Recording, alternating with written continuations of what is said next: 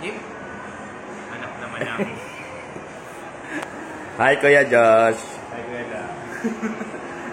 Ayan guys, eto, yung una namin na-unbox na ROG Peripheral. This is the ROG Strix Scope for the new installment ko na mechanical keyboard ko. Ayan po, tingnan nila yung resemblance. It's like the Claymore po. Yeah, it's like the Claymore.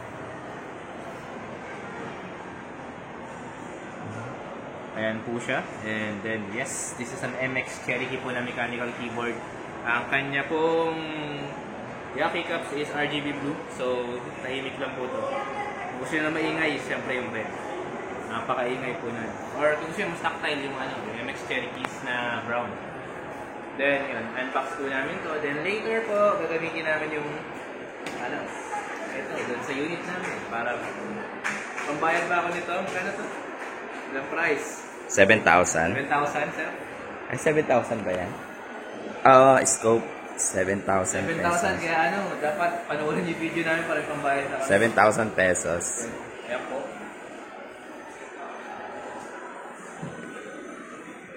Ayan, napaka-presentable po, the usual black and black color, then the ROG logo. Yun, talaga yung nagpamahal dito, sigurado ako. Yung balot. Mahal to. Foam.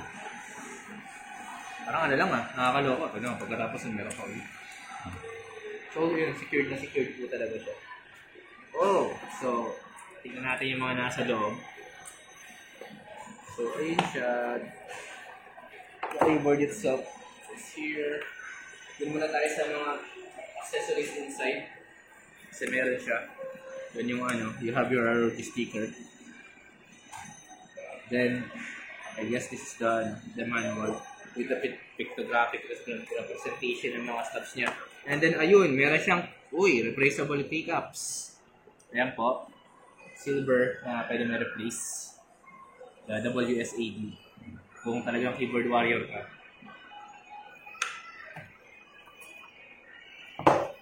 Wala na.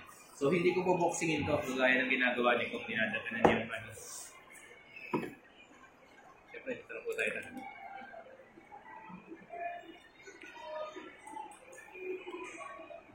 So, ang liit niya tingnan. Iniisip ko mas malit dito yung isa niya.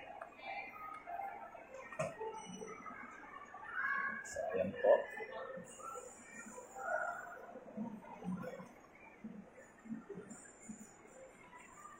Hey. Yun. Hindi siya ganun kaingay compared sa MX Red Cherokees. Sakto lang, linear yung niya. Tapos guys, kung yung sa iba naman ang ayaw ng Numlock, ito po yung kapatid niya. Si Little Brother. Ito po yung TKL, yung 10 keyless po na version po ng ROG Strix Scope. Hindi ko po siya ma-unbox, sorry to say. So, yeah. Imagination. Ayun, gamitin nyo yung imagination nyo. So, Kuya Josh, tetesting ba natin yan? Oo, sir. Tayo mamaya, sir, sa unit natin, sir. Test natin, sir. Teka lang, sir. Okay, let's go. Yun. Ayan po siya. Wow. Yung RGB niya po, quad channel. Addressable po yung RGB niya.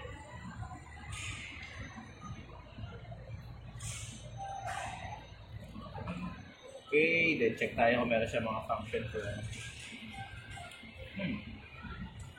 Ayun, may lighting mode dito. So, let's see the function.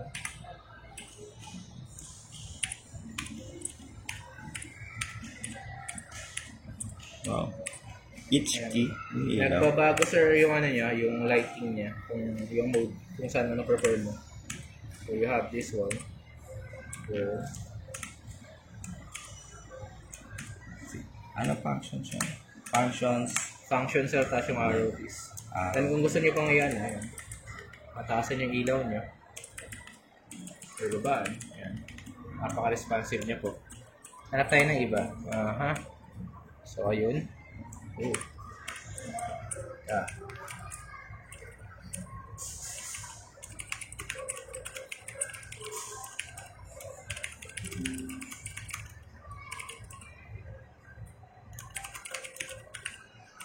Ayun guys, tapos siya. Of course, aura sync as always. Kaya pwede mo itong i-synchronize with your other Asus peripherals. So yun, kung naghahanap ka ng parang replacement, wala ko lang budget mo for the Claymore, I think this keyboard will do the trick po.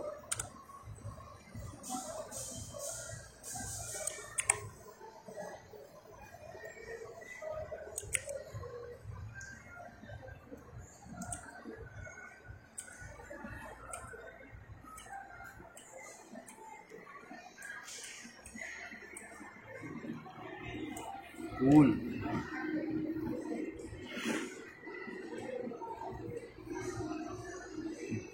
Parang Christmas light ah.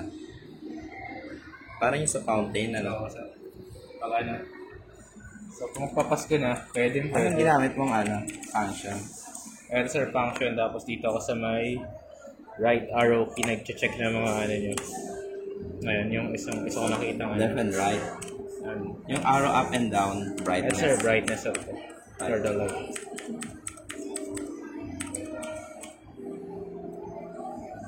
Tada! So, ayun guys, hindi na namin siya i-review ng in-depth.